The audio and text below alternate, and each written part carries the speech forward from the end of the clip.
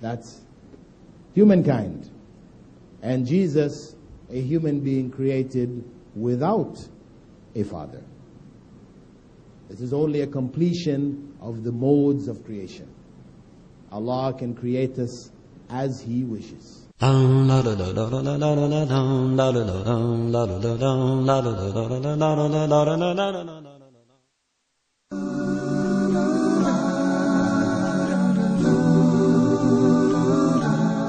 According to the Quran, we live in a universe that worships Allah. It is not just human beings who celebrate His praises, but animals as well. Join us every Wednesday at 20 GMT for your show, Even Animals Glorified.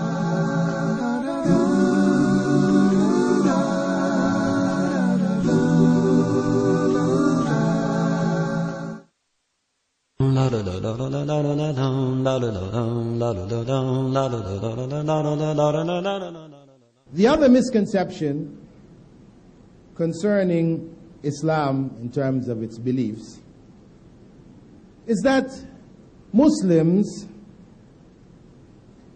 are Arabs.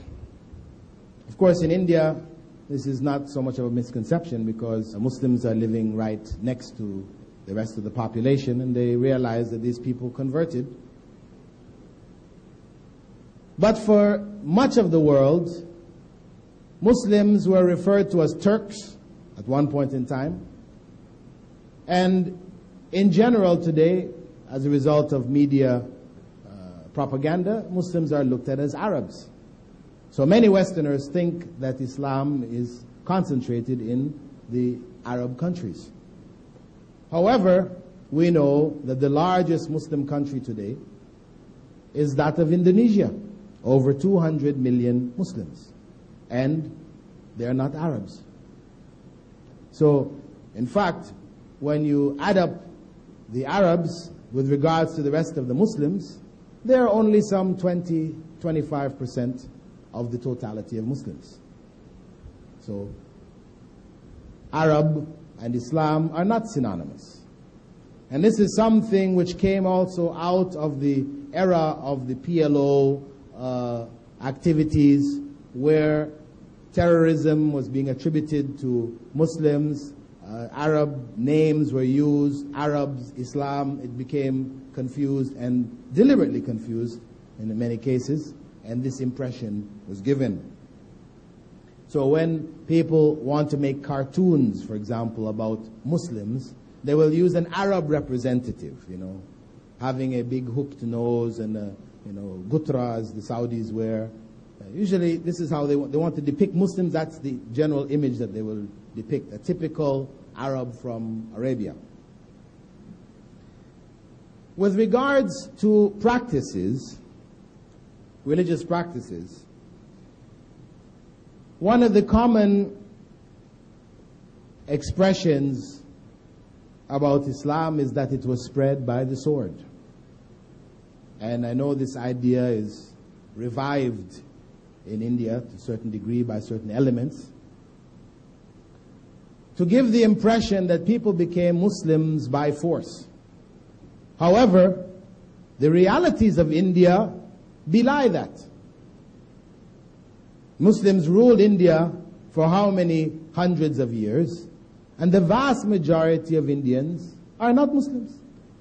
If they were putting people to the sword, unless if they did not accept Islam, then you would not have found a non-Muslim in India. But this was not the case. Muslims ruled Spain for some 700 years also. And the vast majority of Spaniards did not become Muslims. Many did, but the vast majority did not. Where populations became Muslims en masse, this was by the choice of the people. Their lands were administrated by Muslims in the expansion of Islam from Arabia, but people accepted Islam by choice in the vast majority of cases. I'm not saying that we may not find somewhere, somehow, sometime, an instance in history where somebody forced somebody, but as a teaching of Islam, it is rejected. Allah states very clearly in the second chapter of the Quran, La ikraha fi din, that there is no compulsion in religion. One cannot force anyone. So it is against the fundamental teachings. If somebody did it, they did it in error. The next most common misconception is that Muslims have 4 wives. Polygamy. Especially for myself in the West. Whenever people find out you're a Muslim, the first thing they ask you about is this 4 wives. Why 4 wives? This is the biggest issue. First and foremost, we have to clarify for those who have this idea that this is not something which Islam prescribes, meaning that every Muslim must have 4 wives. And actually, you might think, oh, nobody would think that. Yes, when I was in England about 6 months ago, I met one English brother who accepted Islam, and he had told me that he had wanted to accept Islam sometime before.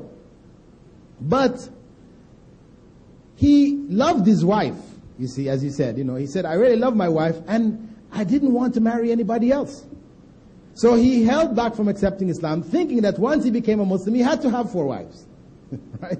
So, again, though it might seem quite funny to us, people have this misconception because Muslims are presented as having 4 wives.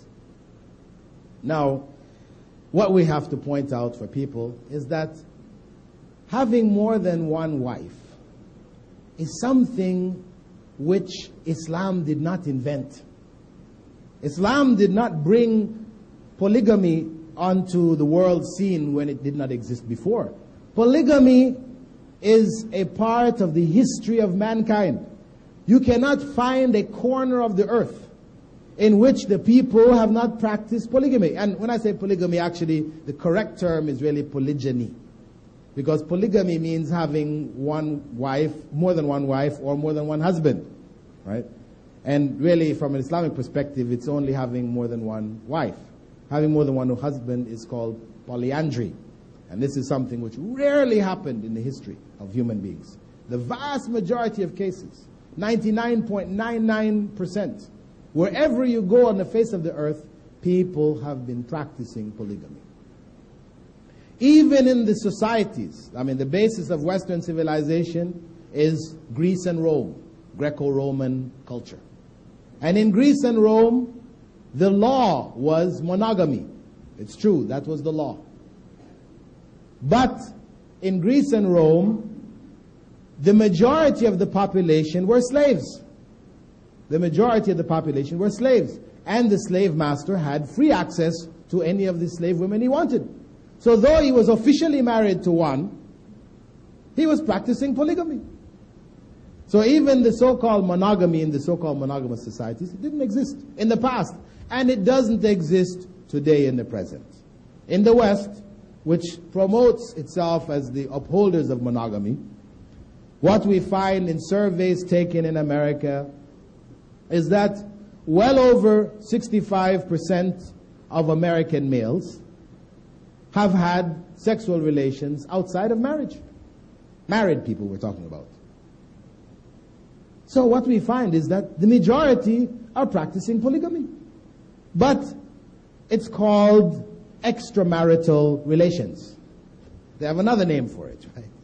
And by calling it extramarital relations, then one is not held responsible. You see, what happens is that women, especially the feminists, the feminist element, they look at polygamy as being the worst thing that could ever happen to women.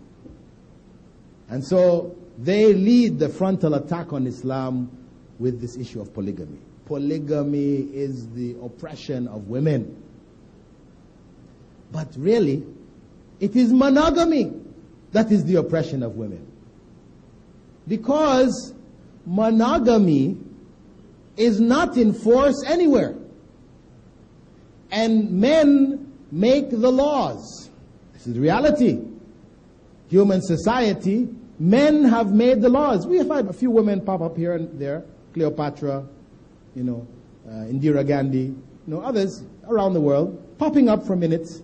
But who really ran the show? The men behind them. And men have made the laws. So this monogamy, which is instituted legally by males, is not to the advantage of females. Females think it is, but in fact it is not.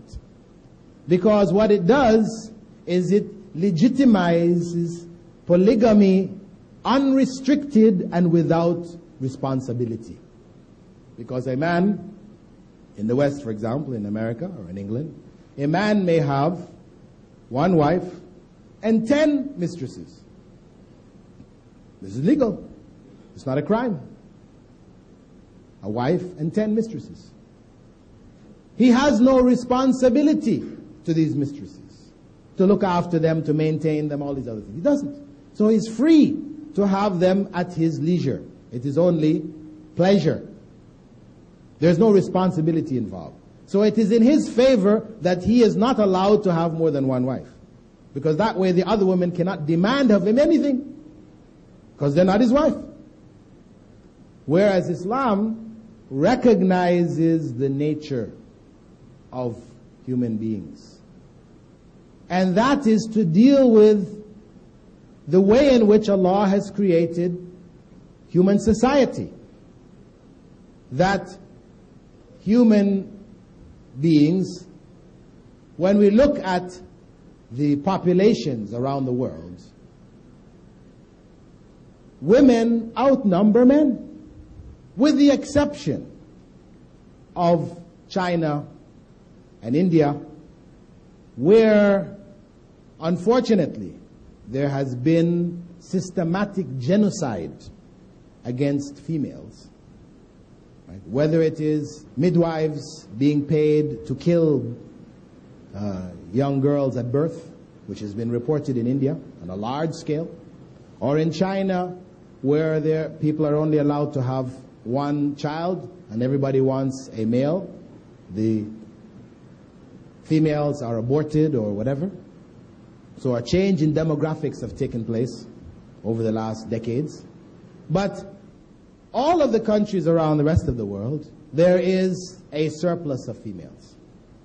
A surplus of females resulting, one, from wars. From wars. Wars which are continually happening, which involve death to males. Violent crimes in society. Mostly it is males killing males. Even statistics in terms of birth, the number of children that die in the process of birth and in early stages of life, it is concentrated amongst males. And females live longer than males. If you go around the world and you add up all the people who are in their 90s, you will find that some 75 to 80% of them are females. Females live longer than males. Some people say it's due to stress and other things, but it's biological. Allah has created them that way. So Islam provided a means by which the surplus females in the vast majority of the society could be reintegrated in the society through legitimate marriage. Because females, as for the most part, have a desire to have relations with males. This is created in them, as it's created in males to have relationship with females. So either they're going to fulfill it legitimately, or it's going to be fulfilled illegitimately. This is why after World War II, when a huge portion of the male population in Germany was destroyed, German parliamentarians debated introducing polygamy. Unfortunately, the church was against it, strongly opposed to it. So it was never instituted. And what is the result? In Germany today, prostitution is legal. It is a legal profession. People are provided with work cards and medical benefits, everything. It is considered a profession like any other profession, prostitution. Something which is despised over the majority of the world, looked at as being something evil.